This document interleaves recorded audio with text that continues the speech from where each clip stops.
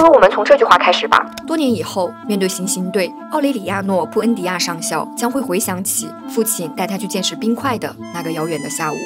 很多人都听过这个无比著名的小说开头，但又因为各种原因止步于此。发自内心的觉得《百年孤独》是一本伟大的小说，是一本极好看的小说，是一本你会因为看到许多人在当下依然渴望了解它而感到所处的时代依然会有一点点好事发生的小说。你好，我是乐乐不分的白枣，欢迎来到我和博内的频道。从这期节目开始，让我们结合小说原文与剧版《百年孤独》的画面，重新开启这个被反复引用却又很难被读完的故事。这期节目主要分为2部分，一是小说第1章的故事梳理，二是小说的延伸资料补充。熟悉小说不喜欢听故事复述的小伙伴可以直接看这里。一个决定性的时刻开启了叙事，奥雷里亚诺·布恩迪亚上校站在行刑队前，思绪却飘回了童年，飘回了父亲带他去见识冰块的那个下午。那是一个理性尚未完全占领整个世界的时期，那时的马孔多是一个只有20户人家的村落，房屋由泥巴和芦苇搭建，沿着清澈见底的河岸排列。在这个新生世界，许多事物还没有名字，提到的时候尚需用手指指点点。《百年孤独》的好看原因之一便在于它的叙事密度很大，事件一件接一件接一件，从小说原文第4句话开始，事件便就一重一重地向我们涌来。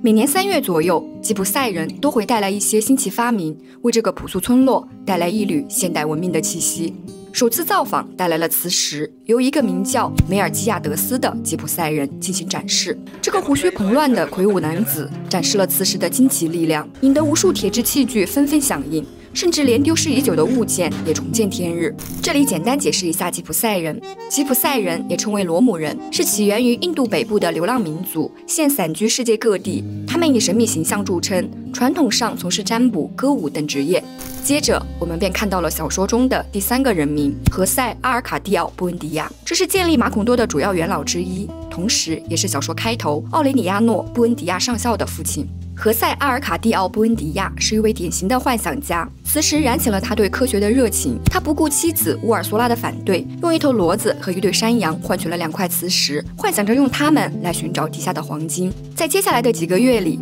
何塞·阿尔卡蒂奥·布恩迪亚带着磁石探遍了整片土地，甚至深入河床，但探索的唯一收获是一副15世纪的盔甲，里面藏着一具钙化的骷髅，颈上挂着装有一缕女人头发的铜制生物盒。此次失败探索成为了他之后无数科学幻想式行动的开端。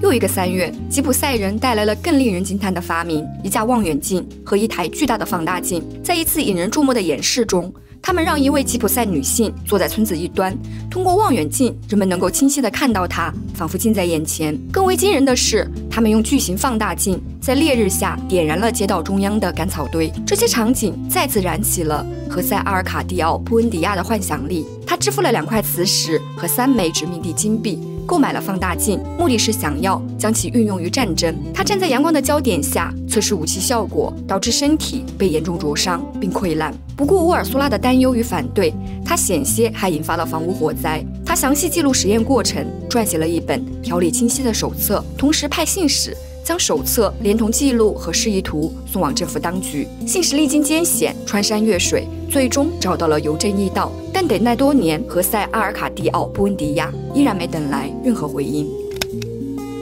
面对着何塞·阿尔卡蒂奥·布恩迪亚对于等待与挫折的抱怨，梅尔基亚德斯展现了他的诚实品格。他不仅收回了放大镜，归还了金币，还给了何塞·阿尔卡蒂奥·布恩迪亚一些珍贵的航海仪器和地图。他还将德国星象学专家赫尔曼修士的研究成果教授给求知若渴的何塞·阿尔卡蒂奥·布恩迪亚。布恩迪亚在院子深处建立了一间小屋，在漫长的雨季里专心研究星象。他掌握了仪器的使用方法，获得了对空间的全新认知，甚至不用离开小屋就能在想象中遨游未知的海洋。同时，他也养成了自言自语的习惯。布恩迪亚持续的工作，长时间的疯狂研究，最终在一个12月的星期二午饭时分迎来了顶点。经过无数个不眠之夜的观测和计算，他向家人郑重宣布了一项重大发现：地球是圆的，就像个橙子。回到故事，务实的乌尔苏拉再也无法容忍丈夫的种种不切实的幻想行径，愤怒之下将星盘摔得粉碎。尽管全村人此时都认为布恩迪亚已经丧失理智，但梅尔基亚德斯却为他进行了平反。他当众称赞布恩迪亚的才智，但也指出布恩迪亚根据天文观测得出的地球是圆的这个结论，已在马孔多之外的地方得到了证实。同时，梅尔基亚德斯还做出很重要的一项举动，他送给布恩迪亚一份礼物，一份对后世产生巨大影响的礼物——一间炼金实验室。这一时期有一个特殊变化发生于梅尔基亚德斯身上，那就是衰老。这个曾经与布恩迪亚年纪相仿的吉普赛人，仿佛已被无数疾病压垮，在周游世界时染上了多种疾病。这个自称掌握预言之药的智者，却无法避免这些衰老与病痛。他会抱怨衰老带来的痛苦，会为经济困难而烦忧，甚至因为坏血病失去了所有牙齿，而不再展露笑容。梅尔基亚德斯对布恩迪亚的诉说，让后者感受到友谊的真实建立。同时，梅尔基亚德斯对于自己经历的讲述，深深吸引了此时5岁的奥雷里亚诺·布恩迪亚与他的哥哥何塞·阿尔卡蒂奥。梅尔基亚德斯打翻了一个装有2氯化汞的小瓶，乌尔苏拉将这刺鼻的化学品味道与对梅尔基亚德斯的不佳记忆永远地联系在了一起。另一方面，作为礼物的实验室配备了完整的炼金设备，狂热再次占据了何塞·阿尔卡蒂奥·布恩迪亚的心智。他将乌尔苏拉珍藏的30枚金币投入锅中进行炼金实验，但经过一系列复杂的炼金过程，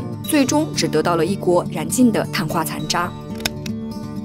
吉普赛人的再次到来又掀起了一次奇观。虽然沃尔苏拉组织全村抵制吉普赛人，但村民们还是被震耳欲聋的乐器声响所吸引。在帐篷里，村民目睹了惊人景象：那位曾经饱受病痛折磨的梅尔基亚德斯，此刻焕发着青春光彩，嘴里镶着一口崭新发亮的牙齿。梅尔基亚德斯将牙齿从牙床上取下，瞬间又变回衰老模样，重新戴上后，则又恢复了年轻模样。戏剧性的展示让村民们从惊讶转为恐慌。目睹这一切的何塞·阿尔卡蒂奥·布恩迪亚觉得梅尔基亚德斯的知识已经到了令人无法容忍的程度。不过，当梅尔基亚德斯私下向他解释了假牙原理后，他瞬时又觉得这个原理简单又神奇。但这位3分钟热度的幻想家却又因此对炼金研究彻底丧失兴趣，同时开始陷入了另一种情绪危机。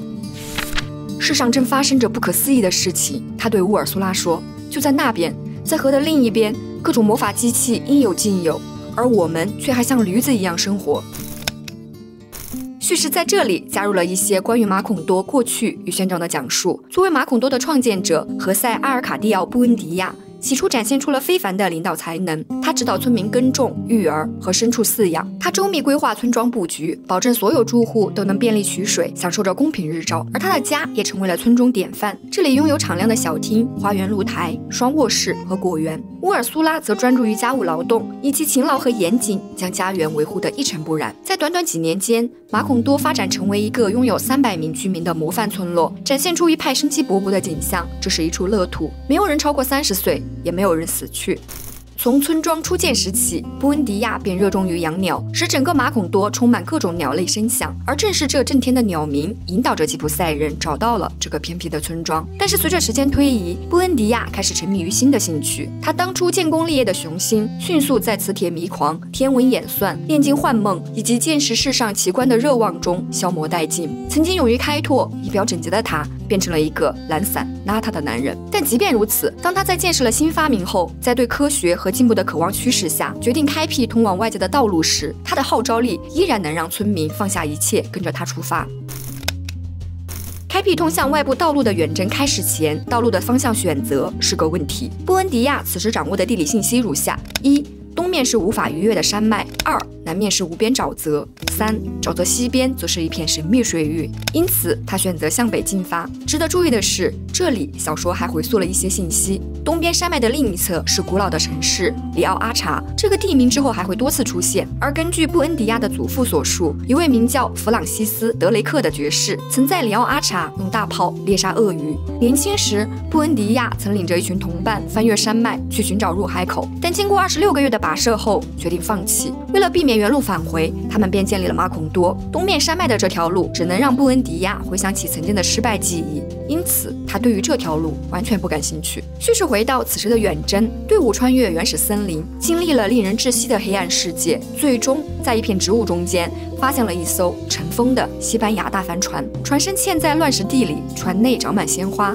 远征队继续前进，最终抵达了距离大帆船12公里的海岸。这片灰白肮脏、泡沫翻腾的海洋，并没有给布恩迪亚带来希望，反而令他的梦想完全破灭。一种来自命运的嘲弄感袭来。曾经历经困苦寻找大海，却找寻不到；而现在无心寻找，这大海却又送上门来，成为了无法逾越的障碍。布恩迪亚就此认定马孔多处在半岛上，而周围全是水。他绘制了一幅地图，故意夸大了交通的困难。他还想要搬离马孔多到一个更合适居住的地方，但这一计划遭到了乌尔苏拉和村中女性的联合抵制。乌尔苏拉给出的理由很干脆，因为我们已经在这儿生了一个孩子，这个孩子便是奥雷里亚诺·布恩迪亚。而丈夫布恩迪亚则反驳道：“我们还没有死人，只要没有死人埋在地下，你就不属于这个地方。”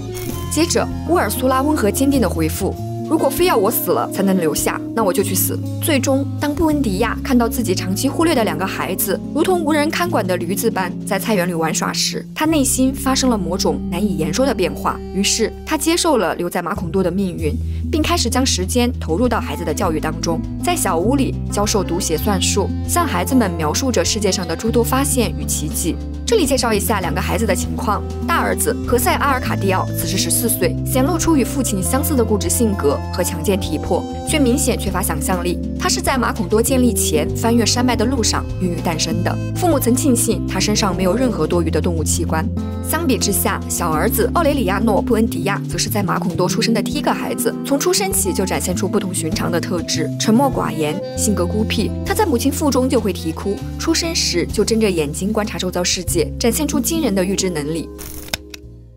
3月里的某个温暖下午，布恩迪亚给2个孩子上着物理课时，吉普赛人来到村里的声响打断了教学。这一次到访的吉普赛人与以往不同，他们年轻俊美，皮肤油亮，说着陌生的语言。他们用彩色鹦鹉、会下金蛋的母鸡、能读心的猴子等奇幻之物，给这个平静村庄又带来了一场迷幻嘉年华。布恩迪亚在这片混乱中牵着2个孩子的手，疯狂地寻找他的老朋友梅尔基亚德斯。在梅尔基亚德斯惯常扎帐篷的地方，他遇见一位用隐形糖浆表演的亚美尼亚人。就在他询问梅尔基亚德斯下落的瞬间，那人化作了一滩恶臭的柏油，并留下了一个无比残酷的消息：梅尔基亚德斯已经死去。别的吉普赛人也证实，梅尔基亚德斯死于新加坡，被扔进了海里。当布恩迪亚沉浸在失去挚友的悲痛中时，孩子们的好奇心则将他拉向了另一个奇迹。在一顶帐篷内，一个戴着铜鼻环的巨人守护着一份宝藏，一块巨大的透明冰块。布恩迪亚付了30个里亚尔才一睹冰块真容，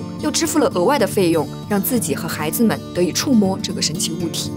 这里简单聊一下里亚尔，在西班牙语版的《百年孤独》中使用的是这个单词，中文也译作雷亚尔，是西班牙语和葡萄牙语地区曾使用的货币，过去曾在多个国家流通。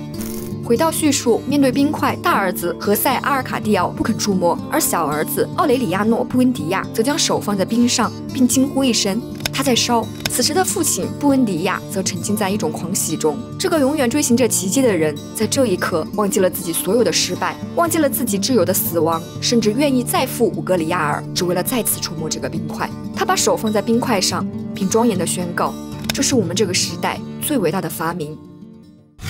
以上是《百年孤独》第1章的内容。杨照老师在马尔克斯与他的《百年孤独》中曾仔细解析过这个著名的开头。《百年孤独》的开头蕴含了复杂的时间结构，中文译本呈现出2个时间层次：一是奥雷里亚诺面对行刑队的时刻，二是他回忆冰块的那个过去。而在西班牙语原文和英译本中，原文使用了过去时态，描述面对行刑队的这一场景，表明这一幕在叙事时已经发生。这句话实际包含着3个时间层次：叙述所在的时间点、上校面对行刑队的时刻，以及更早的见识冰块的那个下午。这种多重时间结构奠定了整部小说的叙事基调。故事并非简单的线性或双线叙事，而是在不同时间点之间来回穿梭。而《百年孤独》的循环叙事逻辑从第1章就已初显端倪。小说开篇以上校面对行刑队时回忆起父亲带他看冰块的场景起始，而在第1章的结尾又来到了这个冰块场景的具体描写。这种叙事手法让时间仿佛形成了一个闭环，预示了整部小说中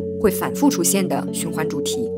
接着来聊一下马孔多。通常认为，小说中的马孔多是以阿拉卡塔卡镇为原型创作的。马尔克斯在此度过了童年时光。这座小镇位于哥伦比亚北部加勒比海岸，而马孔多这个名字则来自一个实际存在的香蕉园，它位于从马尔克斯外祖父家乡到波哥大的铁路沿线。2006年，阿拉卡塔卡镇曾尝试通过公投将镇名改为阿拉卡塔卡马孔多，试图将文学与现实连接起来，但最终却因为投票率不足而未能实现。百年孤独涉及的历史背景跨越了哥伦比亚的多个重要时期，这使得具体情节很难对应到确切的年份。小说开篇描写的马孔多建立，其实某种程度上反映了拉美土著文明的早期状态。而时间到了19世纪初，西属美洲发生了独立浪潮，墨西哥、阿根廷等殖民地相继摆脱西班牙统治。特别值得注意的是，小说之后的许多内容都通过奥雷里亚诺上校的经历，反映了哥伦比亚在19世纪获得独立后的政治动荡。这一时期，保守党和自由党的持续对抗成为了该国的主要矛盾。这种党派斗争在小说中被反复提及，构成了整个家族故事的重要背景。好啦，以上就是本期节目的全部内容。如果你喜欢这期节目，还希望多多3连支持，这样我们会更有动力继续更新《百年孤独》之后的内容。谢谢大家。